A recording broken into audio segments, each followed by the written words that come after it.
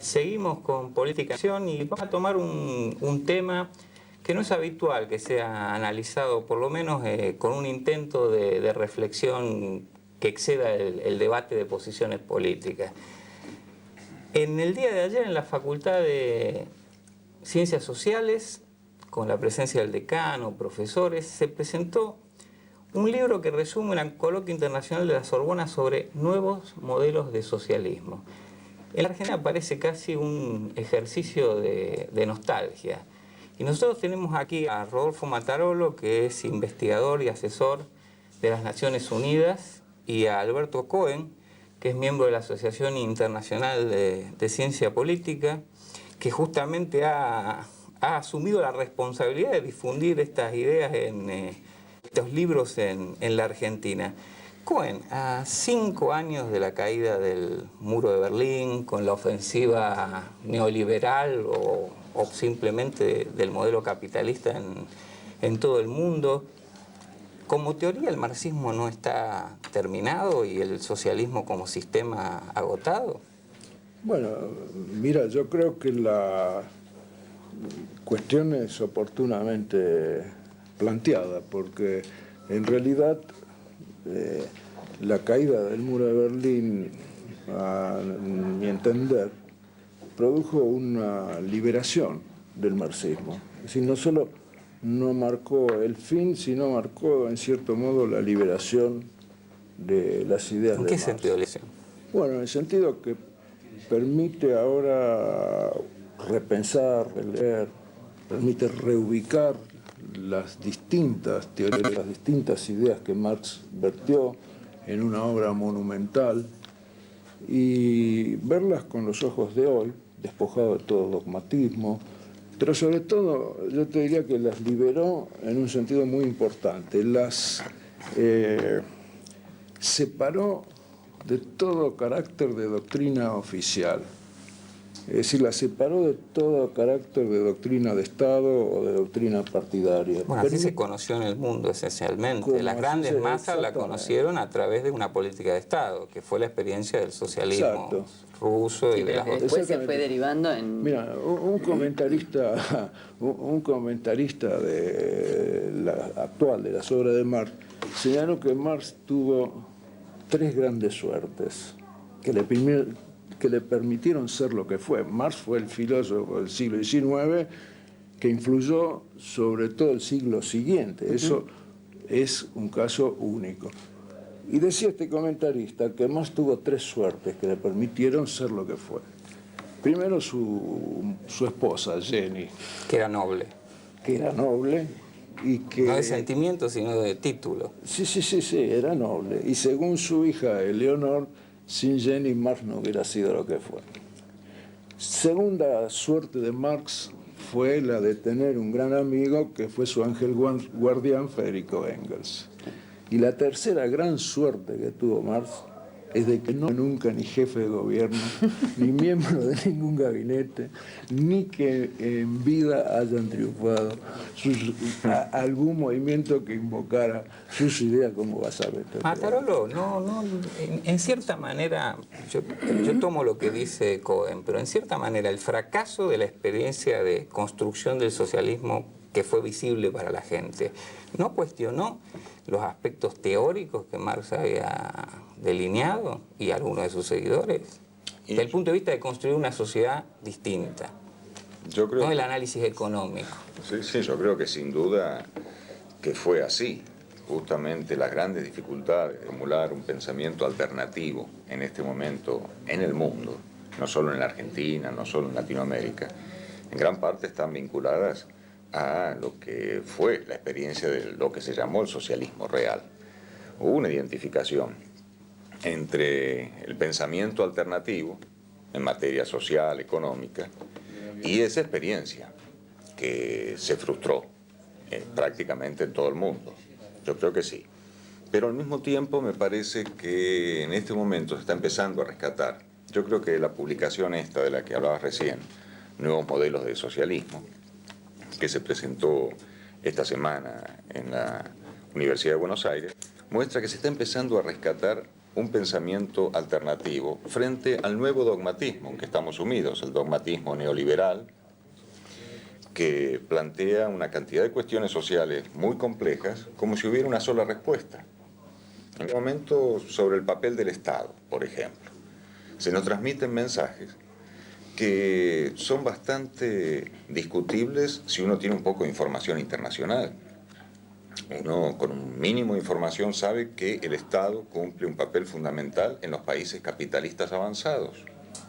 En Alemania, en Francia, en Suecia, en Austria, el Estado cumple un papel extremadamente importante en los países que son, de alguna manera, la vanguardia del capitalismo en la actualidad. Casi perverso, ¿no? Un capitalismo, digo, casi perverso. Las causas de la corrupción, se nos dicen que la causa fundamental de la corrupción es el tamaño del Estado. Pero esa es una explicación simplista, porque si nosotros vemos lo que ocurre en Rusia en este momento, en donde, según informaciones periodísticas, 2.000 bancos están controlados por la mafia y 50.000 empresas están controladas por la mafia en ese país.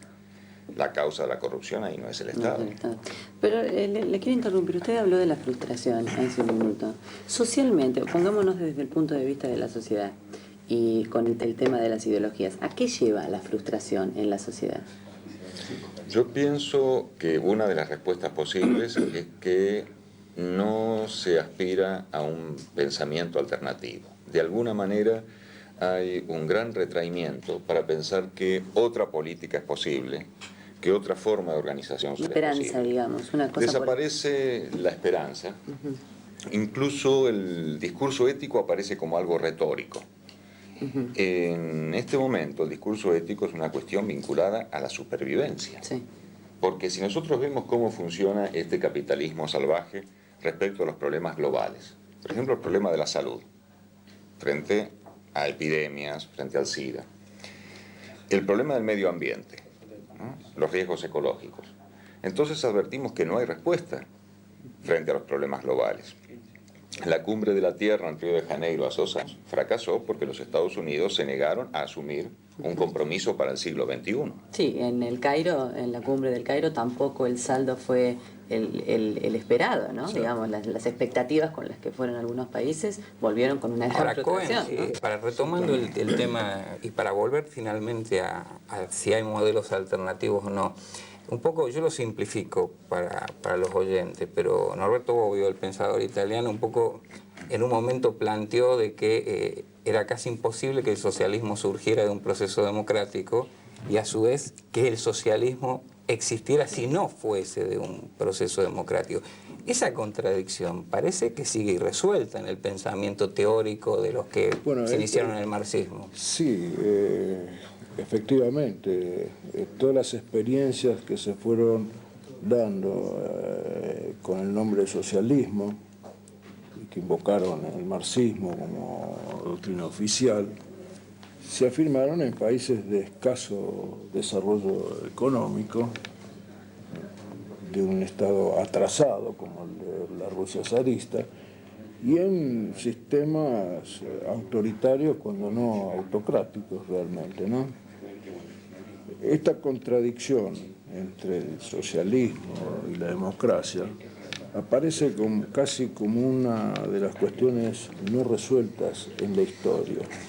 Pero en el fondo es también un elemento que se abre paso a través de la frustración de estos socialismos, del llamado socialismo real, y que va levantando nuevamente a otro nivel la valorización de la democracia. Justamente el próximo número que nosotros vamos a dar de Actuel Marx es el que contiene los debates de otro coloquio que se realizó en la Sorbona sobre los paradigmas de la democracia, ¿no es cierto? Matarolo señalaba algo del punto de vista de los problemas irresueltos en el mundo, los problemas de globalidad, ecología, es decir, son temas muy densos.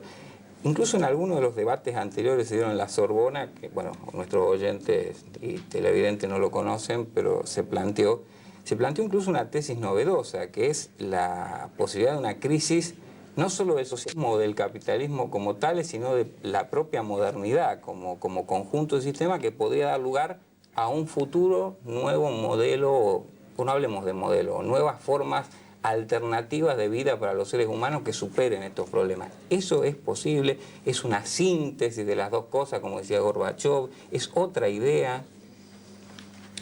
Y estamos confrontados a problemas de supervivencia, como se decía antes.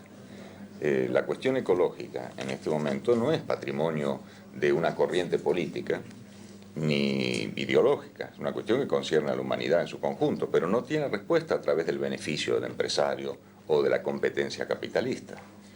E incluso desde el punto de vista del debate teórico, nosotros no podemos ni siquiera de una manera contractualista resolver este problema. Las generaciones futuras no están aquí presentes para contratar con nosotros la forma que va a tener el mundo en los próximos siglos.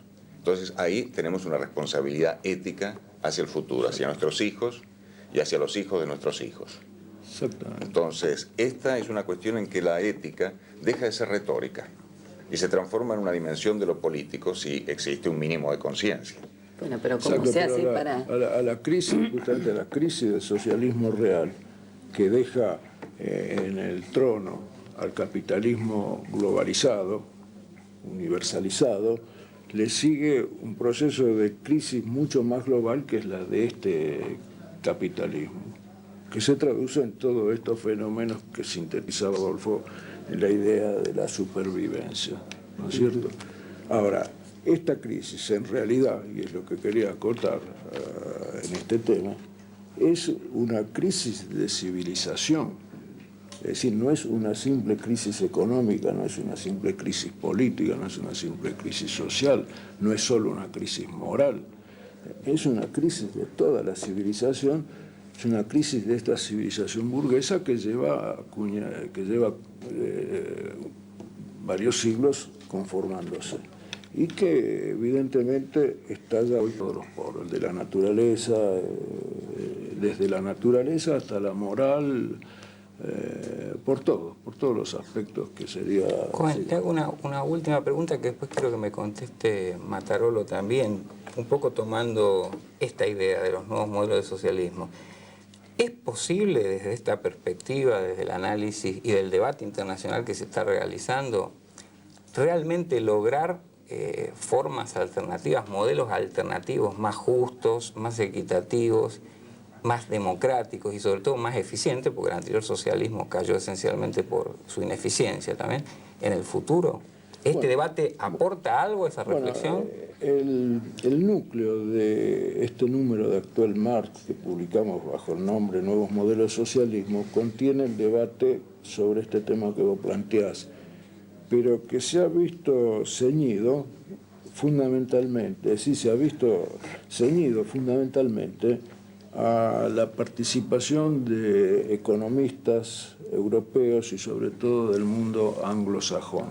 Es decir, donde todavía no se avanza hacia la elaboración, la producción de alternativas de nuevos modelos políticos, ¿no?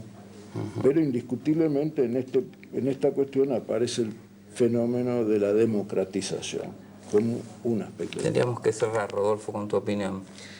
Sí, yo creo que lo original de este pensamiento es que cuando se desafía, porque prácticamente eso es lo que ocurre en este momento, a los que tienen aspiraciones a ver algún modelo alternativo, a definirlo en términos económicos, muchas veces la respuesta es muy vaga, y esto hay que reconocerlo. Aquí esto es solo una muestra de algunos ensayos de un pensamiento económico alternativo, y para evitar una ambigüedad, yo quisiera decir que estos autores no son estrictamente marxistas, estos son economistas que abrevan en el marxismo y en la economía clásica inglesa al mismo tiempo. Esto en un sentido. Y desde el punto de vista político, me parece que también hay un intento de pensar una alternativa, incluso un intento de pensadores de izquierda, que a veces se han nucleado en esta revista, en Actual Marx, de pensar contra sí mismos, por decirlo así, contra sus propias tradiciones de pensamiento, de saltar sobre sí mismos y de alguna forma hacerse cargo del debate democrático, que hoy está planteado, porque en los países en los que vemos el Congreso reducido a un papel completamente secundario y en donde el Poder Ejecutivo prácticamente es el que maneja los asuntos del Estado, hay un problema de democracia representativa en crisis y al mismo tiempo los límites de la democracia representativa son conocidos. Entonces, el plantearnos la combinación de la democracia indirecta con formas de democracia directa y semidirecta es un tema que está planteado. Entonces, estos no son temas que pueden parecer debates de marcianos. Exacto. La diferencia está en que no están discutidos aquí a un nivel anecdótico, cotidiano. En nuestros países, en Latinoamérica, en la Argentina, tenemos muchos los reflejos de un debate político cotidiano. Y esto es explicable, ¿no? Porque las grandes perspectivas muchas veces quedan reducidas a la universidad, al debate académico, ¿no? Te tomo estas últimas palabras, la capacidad de saltar sobre nuestras propias limitaciones de pensamiento, de poder dar este debate, un tema que sigue abierto. Ya volvemos con Política en Acción.